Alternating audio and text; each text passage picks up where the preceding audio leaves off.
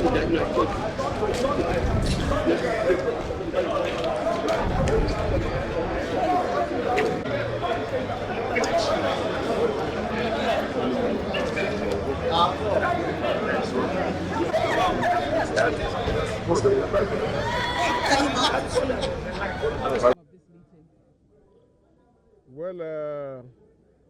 the Kula Kingdom was part of the meeting. The meeting comprises all the shell operations in the eastern zone of Nigeria. And as a people of Kula, we are part of the meeting. First, we were surprised that Shell was handing over to another company without informing us. They did not inform us. We only had the meeting that another company has taken over the facilities. Not only OML-25, they also took over other facilities, Soku, Ngeje, everywhere. And we know, as a people of Kula, Shell came to our territory as far back as 1959. They started building their facilities in the 60s, and the first lifting of crude oil was done in 1972. Till today, we have not seen any significant improvement from Shell. We have told Renegans our experience with Shell, and that Shell have so much liabilities with us and several issues that have not been settled. The same thing applicable to other Niger Delta communities. The remediations, they have not done. There are a lot of remediations work to be done. But now that Shell is going, we have told them we will not cooperate until those liabilities are accepted. They have agreed to discuss it further with government. They are not categorical on whether they are to carry out their liabilities or not, but we assure them if they will carry out those liabilities, we will definitely work with them. What are the liabilities? OML-25 is shut down because of disagreement. And there were agreements from 2014 to today where our son was to operate and manage, and also run the community development of OML-25. These are part of the issues that we have agreed with Shell, and we have informed them these are liabilities they have to carry. We also are aware Shell came for 67 years of their existence. We have not seen any meaningful project. They cannot point to any meaningful project. They refuse to employ our sons and daughters, and today these people are going, they have left. We ask religions, will they employ our people? Will they be able to develop our area? Will they do the remediation activities, which they accept in firmity that they will liaise with federal government and carry out those issues. As regards the GMO money held, they have said they have started paying them. We will check to know if they have paid them. But we are still saying for OML-25 to open, we must come back to table, discuss the details, what we agreed with the government and Shell, and based on those agreements we had, we will be able to reopen OML-25. If that is not done, OML-25 will still remain as it is until the Nigerians come to us, discuss with us, and give us assurance or do things that will encourage us. Particularly, our son, Belema Oil, must manage, maintain, and operate the OML-25 for them.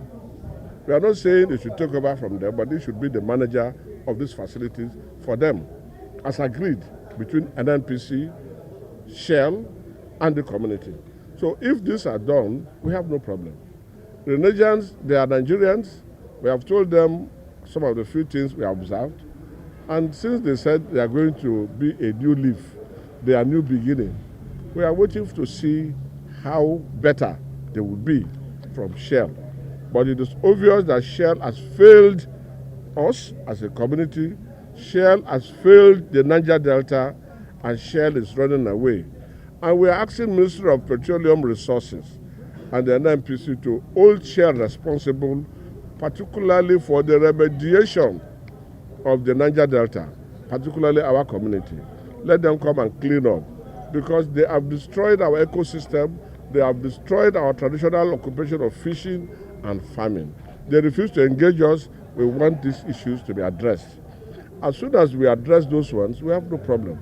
They will reopen OML-25. Don't forget, OML-25 is a facility that has 45,000 barrels of crude oil, sweet crude, and also gas facilities. We are not happy that this facility is shut down. And so Renaissance, if they want to benefit from this, they should quickly come and discuss with the community. Let us make peace and move on. We want that place to be open, but we must agree on these terms. We must agree to work together.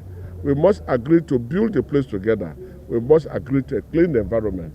We must agree to engage our sons and daughters and also implement the agreement between NNPC, Shell, and Belema Oil. All right, sir. With that time frame, you said we are going to get back to you. With that time frame?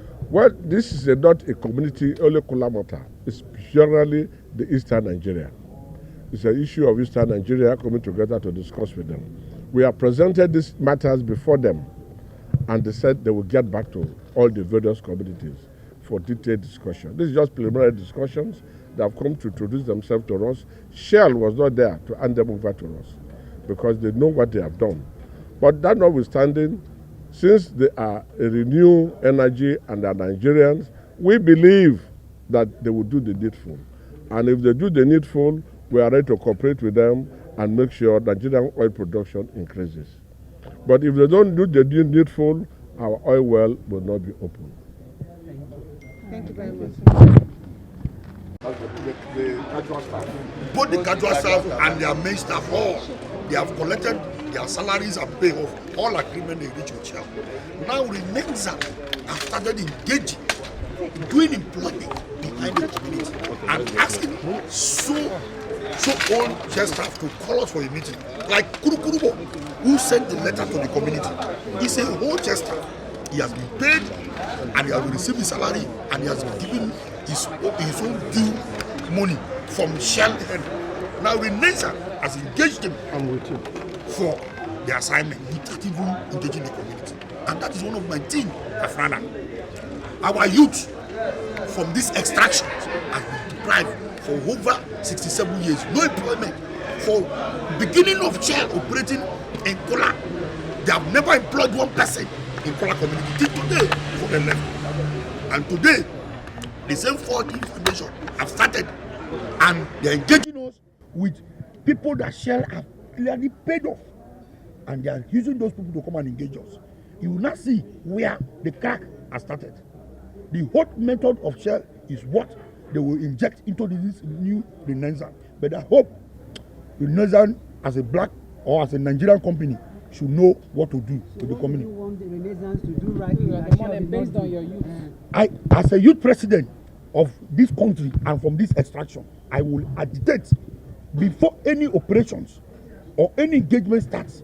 The Renaissance will engage with the community stakeholders and get employment from them before any engagement or any exploration starts. And that is me as a youth president. I will say to Renaissance, and that's where I will always clamor for. 67 years, you have taken oil from one people, Kula people, that give you not less than 3 oil blocks, 24, 25, and even 72 and 74 in the Atlantic Ocean. You never employed one person in the region. And today, you have engaged us.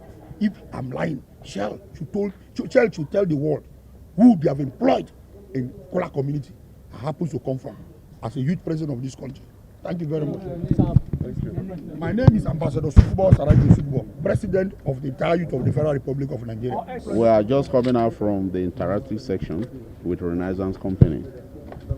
And from all observation, what we saw here is a recycling of staffs. Most of the staffs we saw here are Shell staffs that are being employed by Renaissance. And we are apprehensive because we believe that these are same people that have been interacting with us for the several years and it has not yielded any fruit. And these same people are the ones representing Renaissance to interact with the community. And we are having this doubt because we believe that whatever we are going to discuss here will not yield any fruit, because the same people have been in position representing Shell to have an interactive section with the community. Also, the recent OML-25, which has been in contention for several years. These same people are the ones that has been mediating. And up till now, we've not seen a visible result. And today, we, the Kula people, are saying, we want Renaissance to give us an audience to speak with the Kula community. Today, what we saw here, Renaissance invited all the communities where they are operating all over River State. And it is not an opportunity for us to exhaust ourselves because we have limited time. But we are now saying we want them to give us an audience to have a discussion with the community before ever they do any exploration activities in our area. Because what we have here is just a mere meeting, a meeting without a useful result, because what we just hear from them is to introduce the company to the community and ask us questions. How can you ask us questions when we have several cases pending in the court, several litigations here and there against Shell? And if you want to know the real problem of the community, you have to invite us privately and have direct interaction with the community, the leaders of the community, get their own problem, get their own reports. Then you go back to the drawing board. Also ask your Shell, your predecessor, which is Shell Development Company. What are the problems? Whatever documents you have, whatever litigations, cases that are pending in court, you hand over everything to Renaissance so we can have direct dealings with Renaissance. But for now, what we have seen here so far, we don't have confidence in what they have done. Your name again? My name is Christian Don Pedro from Kula Community. I'm a youth leader. Okay. Thank you.